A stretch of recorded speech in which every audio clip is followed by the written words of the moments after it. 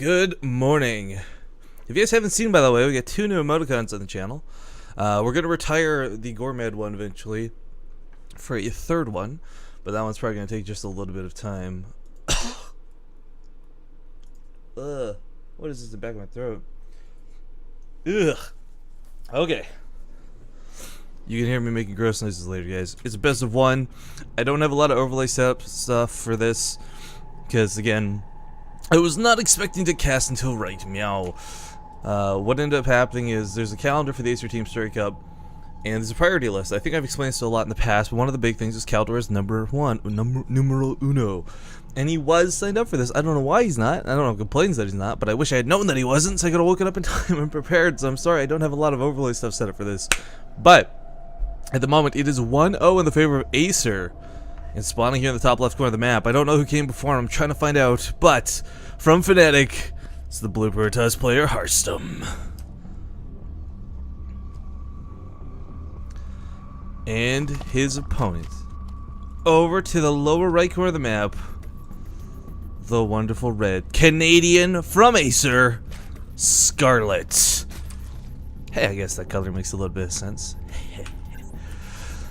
Alright, so as it turns out, Happy was the one who played the first round. Happy we actually watched just yesterday qualify for the, or try to qualify rather, I should say.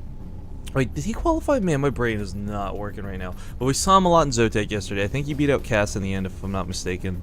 Hang on. No, I think it's actually the other way around. I think Cass beat him out. One sec. He's not even in this game. I should be talking about Harstem, but one sec. I gotta go find this out.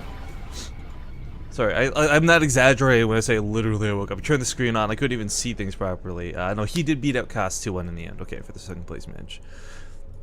So, unfortunately, Happy, who did come out first for Empire-Fnatic, went down. Now, to explain, the Acer Team Story Cup is a best of 9 between these 2 teams, but a best of 1 between each of the players that play today. So, that's why you don't see an in-game score at the moment. Last time I cast this, I did have an in-game score up, but as I said, didn't have time to set it up. So there we go. We've done my explanations. We've done my excuses. Hopefully you guys can forgive me for that for now.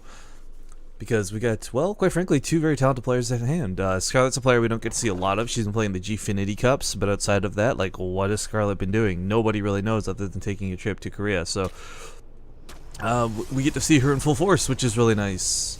Scarlett is definitely one of the players that I think a lot of the community just can't help but love. Her playstyle is really nice. And got to see her in some of the Red Bull Battlegrounds, which was kind of cool. But that was all last year, and I haven't actually seen much of Scarlett this year at all. Anyways, Harstem in the meantime, though. I don't know if he's still got his magic and his mojo going for him. It was the year of Harstem last year. Is it once again the year of Harstem this year? I like this wall off. Zombie Grub and I saw a couple people doing this during the WCS EU qualifiers, and I really enjoyed this actually, because what this does is this little spot here. This ends up being where you put your Zealot in hold position. That's sort of one grid point in which your wall has the break. So, it's a much shorter distance than trying to say wall this off fully and entirely up here. Nexus gets the cannon right next to it as well, so it can benefit against Mutalisks or anything that flies by. But, yeah, looks like this probe's going to come back home after doing that pylon block across the map. I like the links for Scarlett, just going to hold position for now. I don't think they're going to try and dive through this. The cannon placement is actually wicked good because it also covers a little bit of the ramp. So probe's in hold position to be safe anyways, in case there's some sort of crazy all-in, I guess, behind out. Hell if I know what it is. But I don't think Scarlett's that sort of player. Maybe if it was one of her teammates, one of her Zergy teammates, I could see them doing something really aggressive like that. But Scarlett has always been one to play for the late game. Her macro, without question, has always been good. She's probably best known for her creep spread, if we're going to be honest.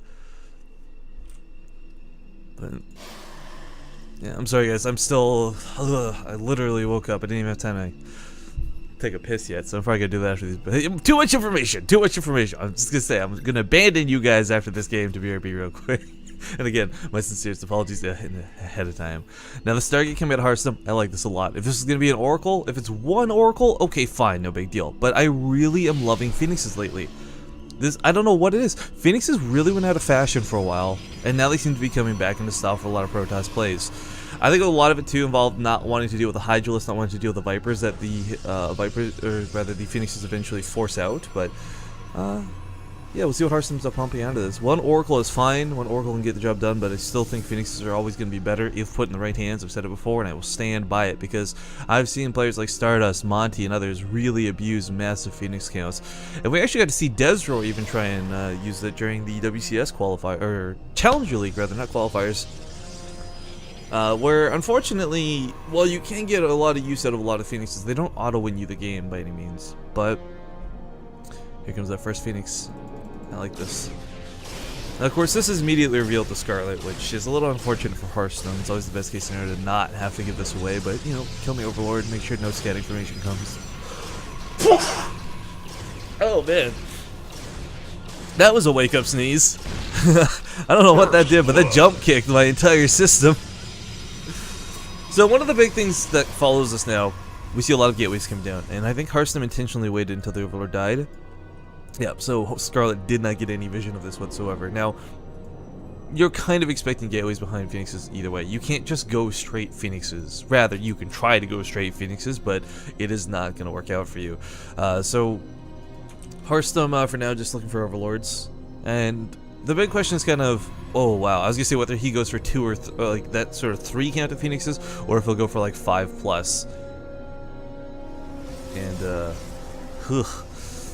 well, we'll see what he does here. Double Stargates usually means you're going for that 13, 14, 15 high count of Phoenixes, guys, not the low 3 to 5. The gateway count behind this is going to be alright. He's going for the +1 ground weapons, but I'm a little shocked. Again, to see, oh, I got to change my camera scrolling. Sorry, one sec here.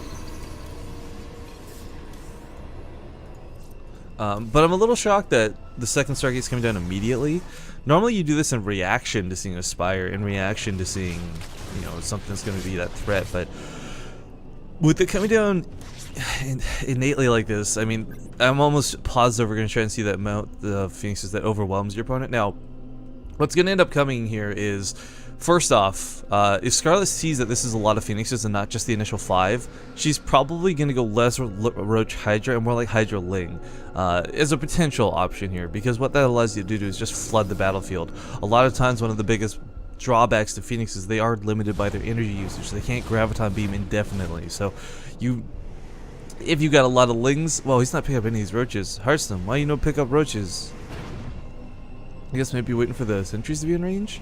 He could have picked one of these off by now. He's like on follow with it for some reason.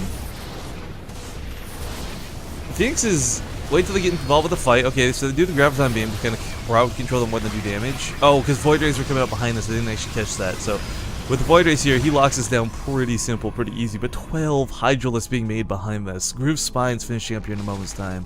Creep Spread already halfway through the map almost. I mean, this is kind of what you expect to see in a response. This is very classic, and we still don't have air weapon upgrades being researched. There we go. I was gonna say, when you double Stargate, you're really dedicating to the tech path this early. If you make a double Stargate in response to seeing Mutalisks, it's like reactionary, and ooh, loses 2 Phoenixes there. It's kind of nasty actually. And if it's gonna be reactionary, then you understand the lack of dedication to it. But if you're gonna be going double Stargates like this and intentionally getting Phoenixes and Void Rays, you need to put weapon upgrades into this. It won't work if you kind of try and play naked, so to speak. Well, I guess Harstem's probably one of the few players in StarCraft who could play naked and make anything work, if you know what I'm saying. He's very proactive on Twitter with his love and fornications with all the other players, especially that Nurchio war he had with Kane. Speaking of Nurchio, I wonder if we'll see him today. Acer does have a lot of really talented players. I know they get really hyped up over the big names like Scarlett and Innovation, but I really enjoy some of their others like Paranoid, Bly, Nurchio, but that's beside the point for now. Hang on, there's a lot of Hydras at his doorstep right now. He can't really engage this. Force Fields are going to be his best friend here. And Harstem, well, now he's got 2 openings he's got to worry about, unfortunately. And with no observer covering either end, he doesn't quite know which direction to go. Obviously, he wants to lean more towards the north because that'll cover his 3rd, but alright. Takes that sort of nice decisive guess. Lots of Hydralisks here though, oh my gosh. If the force fields can allow the Zealots to fight, they'll get some good damage in here, but I think that's going to be very difficult to pull off. Because, again, there's so many Hydralisks. The damage here is just unreal. One more Force Field was needed to lock these out, but he doesn't have the energy for it. Uses it on the Guardian Shield instead. Now Harstem trying to bait him into a fight with the Overcharge and the Nexus. The Void Rays are going to do a little bit of damage, but let's be honest, guys, this is too many Hydralisks. This is too many Lings. GG is called. And ladies and gentlemen, Scarlett take game number 2. Making it 2-0 at the moment for Acer.